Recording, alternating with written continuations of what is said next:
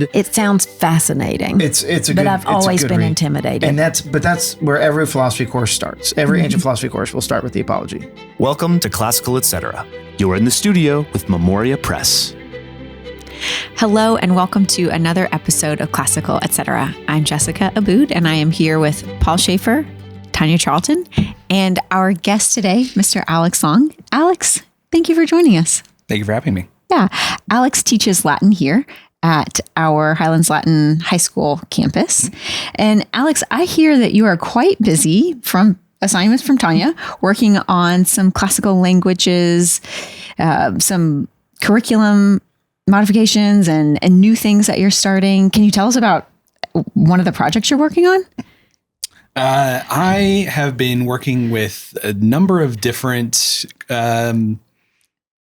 Latin, Greek, things like that. The Vulgate curriculum, the biblical Latin curriculum, working on some additions to that. Well, and you wrote that curriculum. Yes. So okay.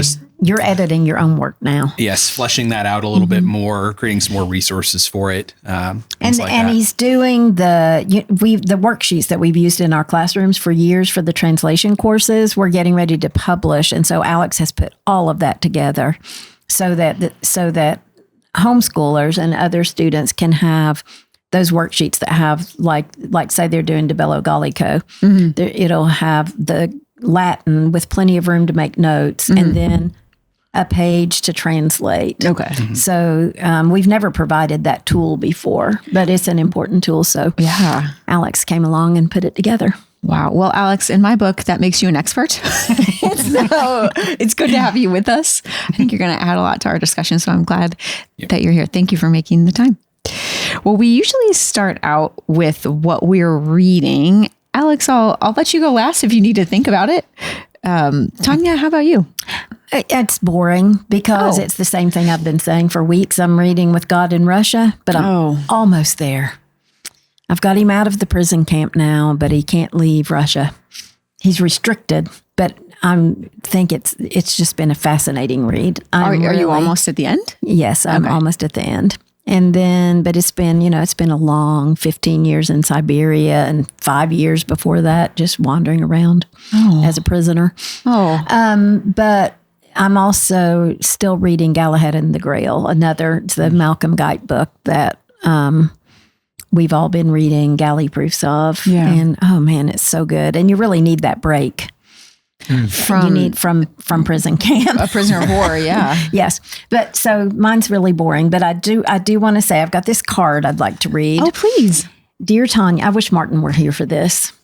Well, Dear Tanya, I've noticed that the boys have received fun items to wear on the show.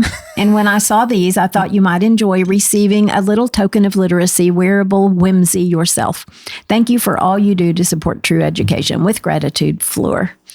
So our friend Fleur sent me, I don't know if I can do this, David. I'm going to try to show you. Can I get my leg up that high? Jane Austen socks. I love that. I am wearing them today. That's adorable. Those are fantastic. Thank you.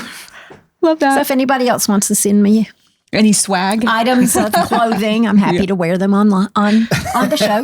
That's fantastic. It's much better than your... My big tie. This was given to me. I know, which is why Fleur had to give me something. I had to give you something, but I love this tie. My little pigs. Yeah. And it was so beautifully wrapped. The wrapping itself was a work of art. So thank you, Fleur. That's wonderful. This weekend, I listened to the audiobook of Be Frank With Me by Julia Claiborne Johnson. The book, I don't know. I think it won some awards. The story was fine. It actually very much reminded me of Anne Patchett's The Dutch House. Oh, Did you ever read The Dutch House? I love Anne Patchett, but I have not read The Dutch House. I do too. It's on my list. Oh, it's good, Tanya. The Dutch House is fantastic. Tom Hanks narrates the audiobook, by the way. Oh, wow. Which is fun. Yes. His voice is easy to listen to. But anyway. I love her prose. I think she's a beautiful writer. I agree. And I liked that story too. This Be Frank With Me kind of reminded me of that. But why I don't know if I recommend it. It was fine. But the narrator was phenomenal. And I looked back, she won awards for her voice acting from and you know how some books, the characters are either so eccentric or they almost deserve their own distinct voice, not just maybe what you would give them in your head as you're reading. And she really gave each person the perfect voice. So that is why I would say, if you want a light little story about a little boy named Frank, I don't know. The book was fine. It was probably like a 6 or 7 out of 10 to me, but the narration was phenomenal. Oh, nice. I love a great. good narrator. It was a neat story. But anyway, how about you, Paul? Well, I am reading The Ministry of Fear by Graham Greene, which is one of his spy novels. Is it as ominous as it sounds? I'm not fully sure where it's headed. Mm-hmm. I'm like halfway through, but like the main character, like before you find out that before the book even began, like he murdered his wife, but it was like a mercy killing and he was even like taken to trial, but then they acquitted him. But then like he's got this hanging over him on his conscience, and and it's during the Nazi bombing of London, and so he's dealing with it's in the middle of war, and so they're talking about like, well, you're a murderer, I'm a murderer, like it's kind of wild. Whoa, that sounds heavy. Are you also reading With God in Russia? No, so. Funny enough, I was on vacation, and so I thought Graham Greene would be more like a vacation. Oh, it doesn't sound like it. Really? It was a little bit more like on the wavelength than With God in Russia was going to be. Right. But turns out no. No, and actually, it wasn't the first book. I read a couple other just like thrillers, like modern C.J. Box books at the beginning of my vacation, and I was chugging along. Like I read like 2 books in probably 2 or 3 days. Wow. Then we had neighbors that moved in that had a little girl that would scream in the pool outside our room. Oh no. And so my reading plummeted. No way. Especially like Graham Greene, where you kind of have to pay attention to what's going on. That's terrible when you pay for a vacation and then you get so that happened to us in Rome the first time we went. We were in a room. It was one of those hotels that has like an indoor courtyard. And so there were like 3 or 4 rooms together in our little block. And the baby screamed all night long, every night, all night long. And so we were getting no sleep. No. Thankfully, I was getting sleep, but it was like during the day when I would have been sitting by the pool reading a book. Like, I think I'll go somewhere else, and right. So I didn't have my dedicated time to finish reading that book. But anyway, I am going to finish it. So was his wife terminally ill? Is that, you said it was a mercy killing? Yeah, she was terminally ill, but like he poisoned her without her knowing. Oh gosh. But then but he's like, maybe she wanted this. I don't know. Oh. It's a very, very ethically convoluted story, which Graham Greene typically has. Right. And he'll resolve it somehow. He will resolve it. Yeah. The gray areas of our choices. Yes. I mean, he seems very depressed. I mean, that's where I don't know where it's going. Right. But in typical Graham Greene fashion, like he starts getting involved in something because he goes to a church picnic and guesses the weight of a cake. And if you guess right, you get the cake. Well, he guesses it wrong. He goes into this fortune teller who tells him what the weight of the cake is. He goes out. He says, well, this is the weight of the cake.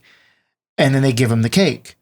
Well, then they realize he's not the spy that they intended to give the cake to. There's something in the cake that they were supposed to give to a spy. And that's how he gets all like involved in it. Oh, that sounds fun. Yeah.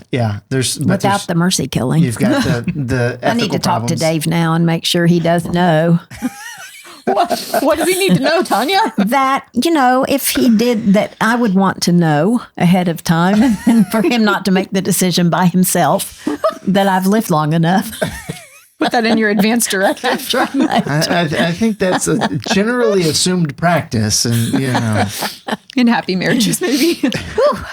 Well, Alex, how about you? What have you been reading? I, in a little bit of preparation for this, just trying to fill some blind spots. I was reading a little bit of Hesiod, who was a contemporary of Homer, who wrote about mythology. He wrote Theogony, which is like the origins of the gods, and then Works and Days, a little bit about daily practices and like wisdom.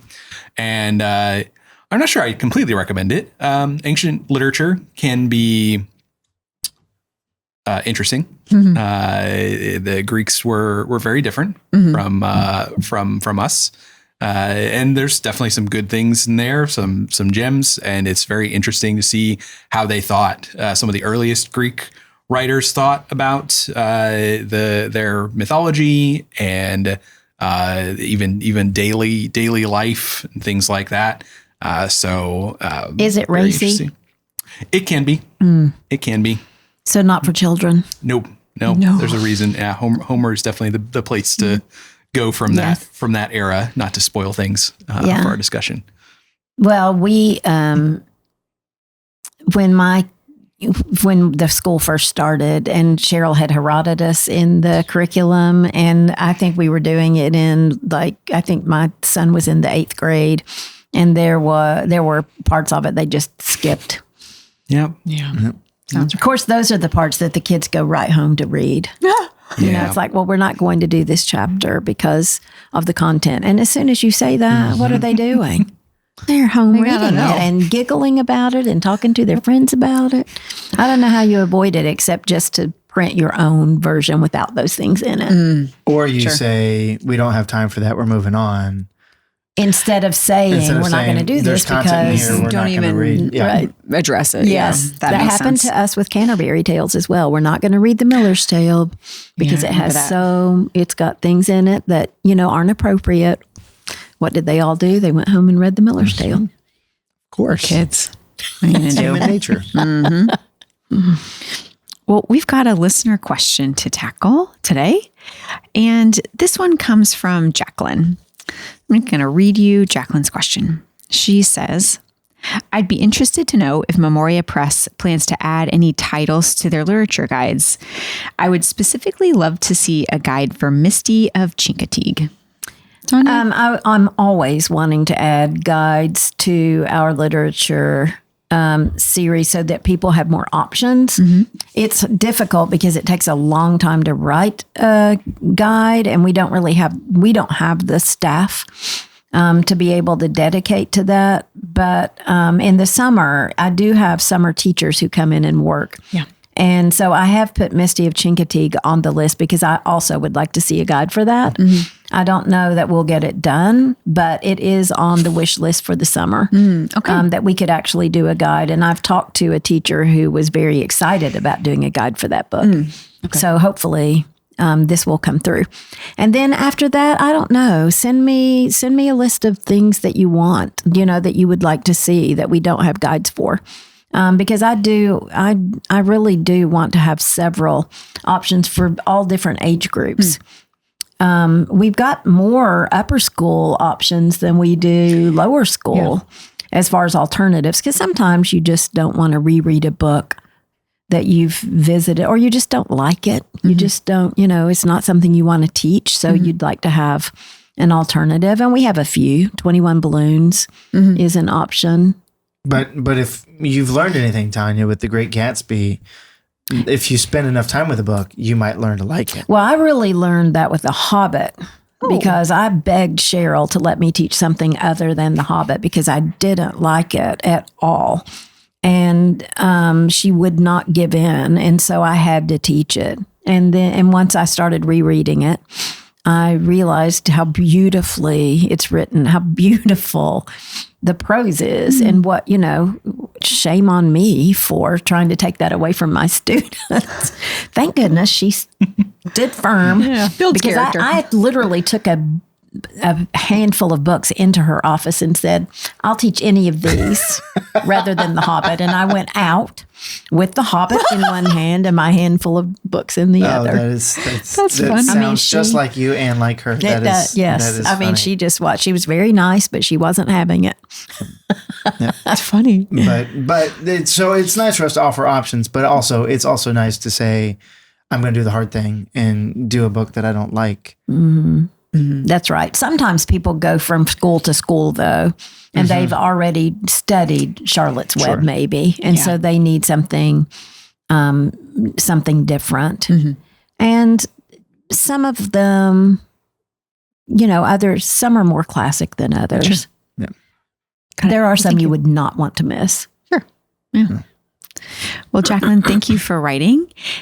Like Tanya said, send us any others that you're interested in. And if anyone else has a question, you can write us at podcast@memoriapress.com. We love to see your questions and answer them on the air. Well, without further delay, let's get on to today's topic. We're launching a new series that we're calling Best Books by Century. And in this series, we're just asking a simple question. If we could build a reading list for a single century or an era, what would be on it? What books would we use? What ideas shaped that time? What voices mattered and still mattered today? And each episode probably won't include an exhaustive list, but we think it'll be a thoughtful one. And we'd like you to join us as we go. Today, we're beginning at the beginning. We're looking at the ancient world, a world full of poetry, philosophy, drama, rhetoric, and the beginnings of Western thought. When we talk about reading the ancients, we're not just talking about old books. We're talking about the foundations of the tradition that we've inherited. And today, we're looking at the ancient Greeks. And that's one of the reasons we have Alex joining us, because that's part of your wheelhouse, Alex. Just by what you're reading, we can tell you really love this and you've dedicated a lot of study and care to it. So I'm so glad you're here. And I actually want to throw our first question to you. I said we'd be covering book lists by century, but we're covering ancient Greece today. And that might not just be a century. In your mind, what time period or what eras are we going to look at today? So when we talk about ancient literature, because of the nature of how things come down to us, there are a lot of things that do get lost along the way because that's a lot of years. Ancient Greek literature, we can extend back to the 9th, 8th century BC. And so that's 3,000 plus years. And that's a long time. And many things happen in the world in 3,000 years. And many things can get lost. But when we talk about ancient Greek literature, most people are thinking about Homer, of course, the Iliad, the Odyssey, and that is, you've got that 9th, 8th century BC. And then you're probably also thinking about the classical period with the Athenian writers, the playwrights, the tragedians, the philosophers, of course, and some of the first historians in about the 5th century, 4th century BC. So that's close to 500 years. And really, it can extend even further than that into like the Hellenistic period, Koine. Of course, the New Testament is written in Koine Greek, which comes from that period. So about 500 years if we're thinking about the what most people think of as ancient Greek literature. Okay. So. Thank you. I think that's helpful to frame up this particular discussion on ancient Greece, just to give us kind of like a window. It's pretty big. Paul, why are we starting here? Why does this period deserve the attention, especially at the beginning? I think the practical side of me says we wanted to do this chronologically. True. But also, right, like we always point back to the ancient Greeks because they're the ones that first started asking the questions, right? Like the questions that have really directed a lot of our conversation since then. And so, and it's not just literature. And what's actually fascinating about the literature, though, if you go read like the plays are making fun of philosophers, right? And the philosophers' ideas. Like it's all, they really are seeing the world as one coherent whole and trying to wrestle with what that means, right? And so this is way before any hint of an era of specialization. Their philosophers were natural scientists. They're thinking about the abstract as well as the concrete. You have those, characters showing up in plays and literature. You've got, commentary in Homer about, what it means to be a part of a community, and as well as a good story, right? But then you have people like Aristotle that are then looking at the story itself, saying what makes this a good story, right? That's what he's doing in the Poetics. And so all of that really kind of sets a whole foundation that the Romans aren't original, right? Like they're dealing with Greek ideas, and we take all of that and keep passing it down. And that's what classical education is. Yeah. So, That's right. that is the beginning for us. That's right. Alex, I'd be curious to know what you would say to a listener. I can imagine listeners thinking, oh, wow, okay, I'm going to get out a pen and paper and I'm going to write down the recommendations for some of the most important works, whether it's history, literature, philosophy, whatever it is, from the ancient Greek era. But do you recommend that there's anything else that might be helpful in terms of like an essential background or context that they would need to know before they even get to the works that we're going to recommend? I don't know how many people are as familiar maybe with you about you with what you're familiar with in terms of the historical context. Right. And so many of the translations that someone might pick up of, say, the Iliad, the Odyssey, the plays will include, because many of the translators, they know that, there's not everyone who's picking them up is going to have that background. And so many of those books have introductions that lay out enough context for that work to get one started. There are also, of course, plenty of resources like textbooks or like introductions to the history of ancient Greece, all the way from, I found my old college textbook last night, which, is a college textbook. So, maybe not going to be accessible for everyone, but there are even more cursory introductions as well. I think I was looking at the very short introduction series has a version for ancient Greece, and those are short because as the name suggests. So if someone wants a briefer overview, but generally those translations typically have an introduction in them that gives someone context for that particular work. So they don't necessarily even need to go out and buy, if they want to, of course they can and want to go deeper, but they don't even necessarily have to go beyond the book they're reading, because many of those understand that we are not always going to have, the readers are not always going to have the background to read an epic poem like the Iliad and the Odyssey, or the tragedies, which there's even more going on with the tragedies because they're dealing with Homeric themes and characters and things like that. And there's loads of references to figures, places that would have been readily familiar to everyone who's really hearing the play performed. But, for even people reading it later, it would have been a little bit more readily apparent, but aren't necessarily to a modern audience. So would you say definitely you would need a background in mythology? And then after that, would you recommend Homer before the tragedies? Absolutely. Especially because Homer is really the foundation for the tragedies, because the tragedies are very often dealing with characters introduced in Homer.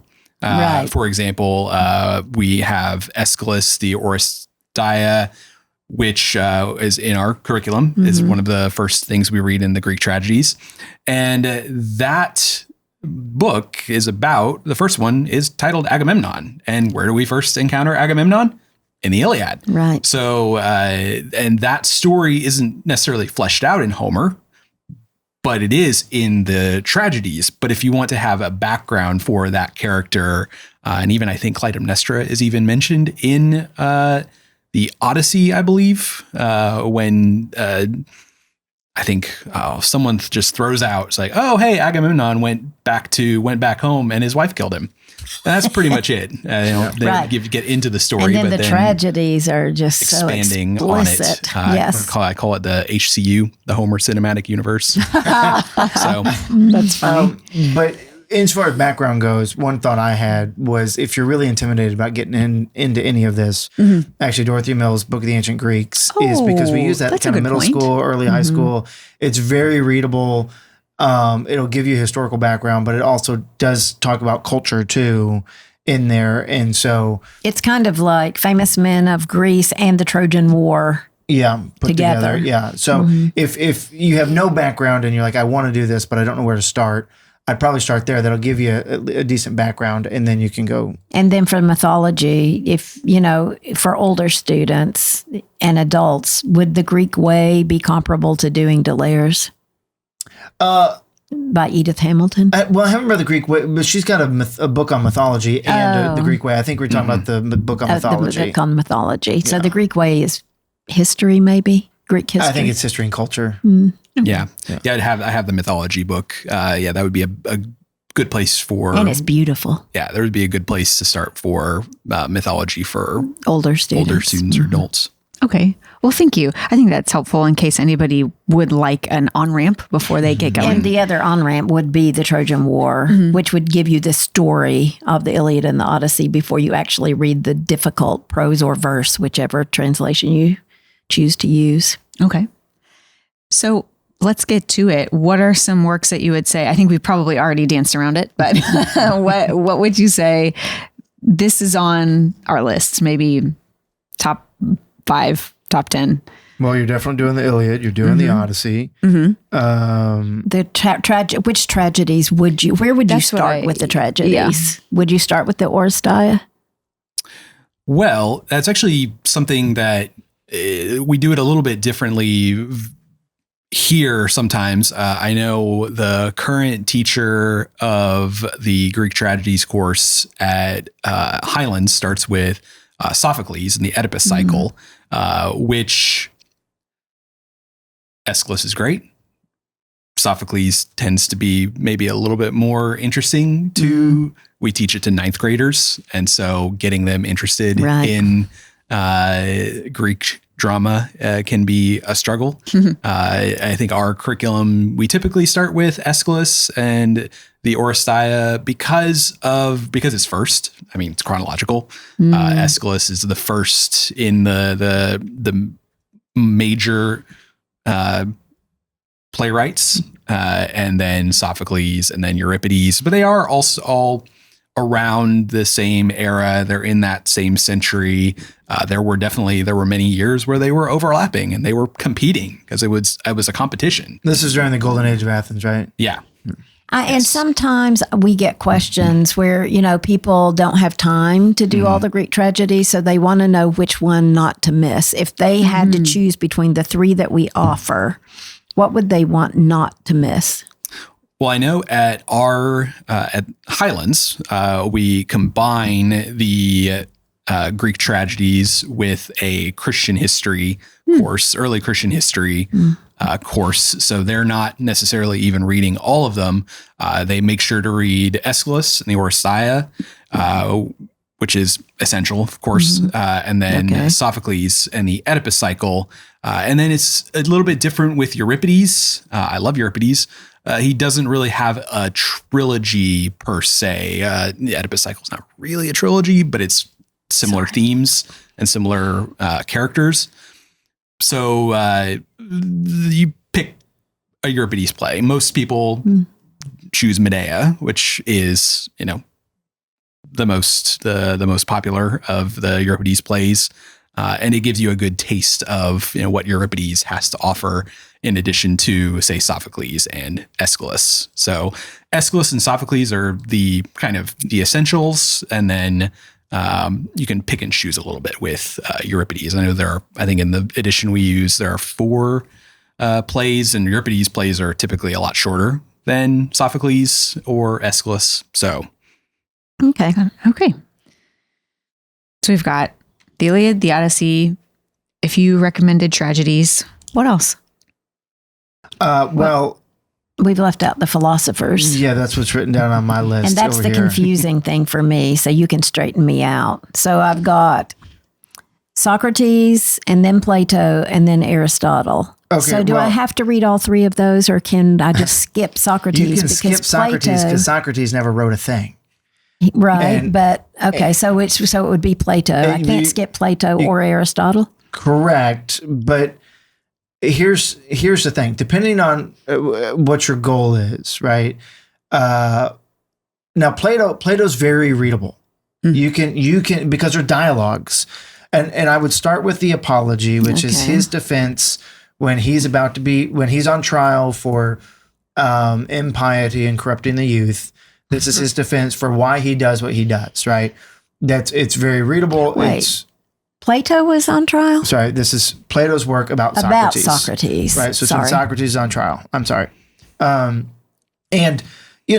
Plato was at the trial, right? So you're supposed to believe this is really what Socrates said. It sounds fascinating. But I've always been intimidated. And that's where every philosophy course starts. Every ancient philosophy course will start with the Apology. Okay, that's helpful. And then, there's a whole bunch from Plato. I mean, but really any of the dialogues are going to be very readable because it's a dialogue between two people, right? Or three or four, The problem going from that, and so I wrote down the Republic and the Symposium. I mean, you could choose any. Republic's one of the much longer ones. Is that also Plato? That's Plato. That's all Plato, right? So Plato's Republic, though, is where you have the cave. Oh, so that's what everybody knows. Some of the more famous. Yeah, some of the more famous selections, coming out of the Republic. When you get to Aristotle is, if Plato is readable to the public, Aristotle is not the opposite. And so you can pick up something from Aristotle. I mean, I would probably think the Ethics, but I would honestly go read Aristotle in secondary source first. And that's why in our philosophy course we use Copleson's History of Philosophy, because he will kind of boil it down for you of what is being said.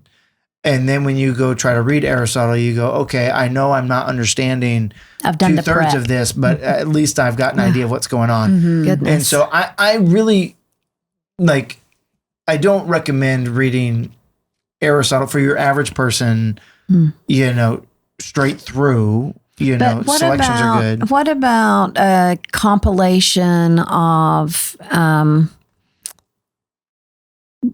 about the philosophers and their main? Can I do that instead of actually reading these primary sources? Is there a good way that I could find out what Socrates and Plato and Aristotle were, what was important to them, what their ideas were without the this two difficulty? that are coming to mind are Frederick Copleson's History of Philosophy, Volume 1, and I've read a little bit of it, I haven't read a lot of it, but Peter Kreif's series that he has on philosophers. Socrates' Children?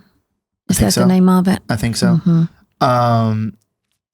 Those are kind of the two that I would go look at in order to get an idea of what's being said. Now, when we go back to the ancient Greeks, you've got the philosophers that are called the pre-Socratics, the people that came before Socrates. There's very little left of their writing. A lot of what we know about what they said comes through secondary Greek sources. But it's really kind of important to know what they said so you understand what Plato and Socrates are responding to, and Aristotle being a student of Plato, what he's responding to in Plato. Seeing that train of thought is actually very helpful for understanding what's going on. And so what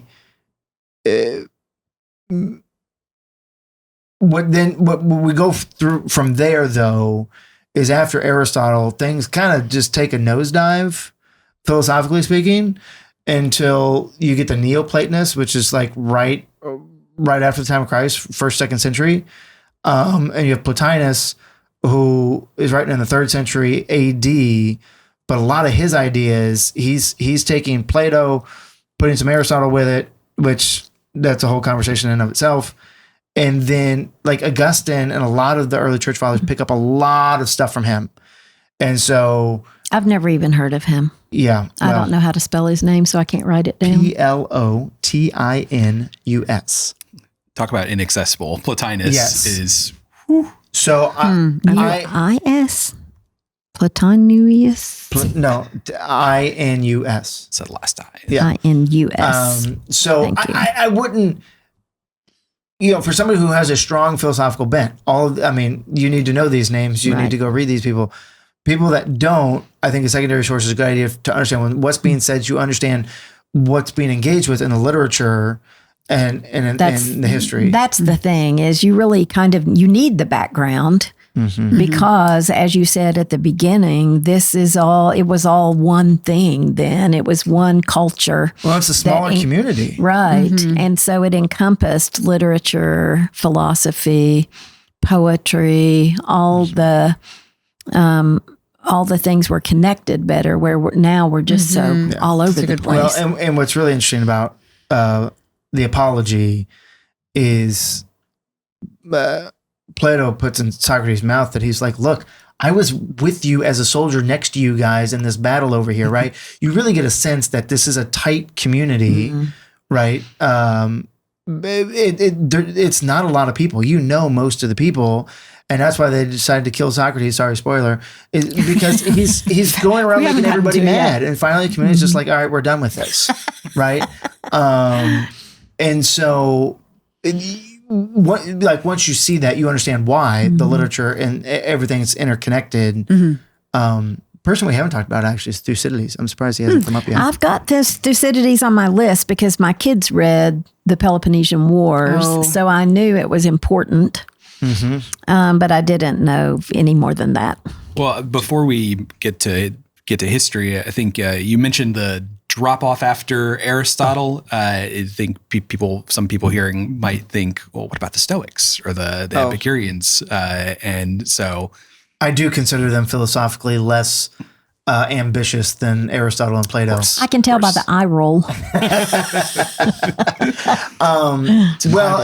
But the Stoics do give us Marcus Aurelius' Meditations, which are originally written in Greek, right? I didn't even write him down. He's Roman. I mean, we're getting there, but he wrote it in Greek. Next time. The Stoics do bring forward an ethical system, which is very interesting. But I do take Boethius's position on this one, which is sort of like at the beginning of the Constellation of Philosophy, which was written in the late 400s, early 500s, around there. Like, he gives this image of Lady Philosophy whose vestments are being torn by the Epicureans and the Stoics, right? They're just taking what they can, yanking it off and going, this is the whole thing, right? And Boethius has really colored my perspective on the Stoics and the Epicureans. But those are really ethical systems. And what Plotinus brings along back in the 3rd century AD is, let's go back and actually look at the abstract philosophy. What's the foundation of these ethical systems? So that's why I just kind of skip over the Stoics and Epicureans, but you're right, Alex. They're in the Bible. Yeah, they are. Well, we'll maybe in our show notes, we can list out the works that we've mentioned so that people aren't, having to rewind and go back and right. We'll list it. And when it comes to age appropriate versions of these, we actually offer, like, our students, I think, Alex, you mentioned this, lots of these things that we've talked about, our students encounter them even as high schoolers. So one option would be, like, Memoria Press has some of these books and the guides actually that go with them, which might be helpful. But we even have high schoolers do some of these. Yes. We do. And it's changed over the years, but now it's pretty set because now we have a classical philosophy course. So Paul was able to cover like the pre-Socratics pretty quickly and move on to, he's made the decision about what is important and what students need to know. So that is a great guide that will help us. And of course, Homer and Virgil we've had forever. We've had the Greek tragedies forever. Well, we've got the Aeneid for boys and girls. Didn't that author also do an Iliad or something? Yes. For children or something. I don't know. But we don't publish it, but I thought that same author did one. For the Iliad. I thought so. Maybe I'm wrong. No, it's Allie just gave it to us. Oh. I can't remember. What's it called though? I don't remember. I don't remember. Anyway. It's not called the Iliad for boys and girls. But you could find the author from the Aeneid for boys and girls and then go look. And see what that's else Alfred Church. There, yes. Okay. Yeah. And do you think that might be a help? Like if someone's interested in reading the Iliad or the Odyssey or dipping into the tragedies, I wonder if we would say, hey, point to our resources. It almost does the work for you, especially in terms of choosing a translation. I think sometimes that's a question people have is, there's a lot of options out there. You might tell me a book that I'm interested in from this era, but where do I go in terms of a translation that greatly probably shapes not only your experience, but the content. So, and it has to do with the age of the student as well. Right. So older students can read the verse much easier. We're doing the Iliad and the Odyssey in 7th grade.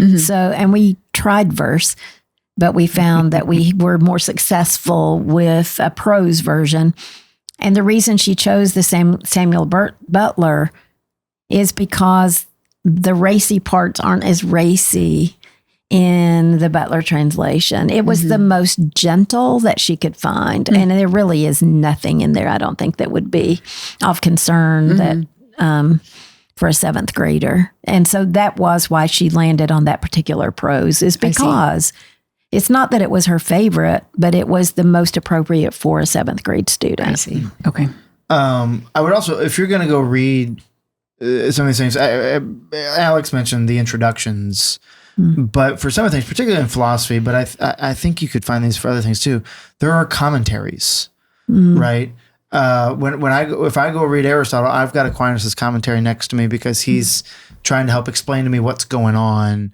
Or if you get a footnoted version, you can take the time to stop, or end notes, like flip back and figure out what's being said there.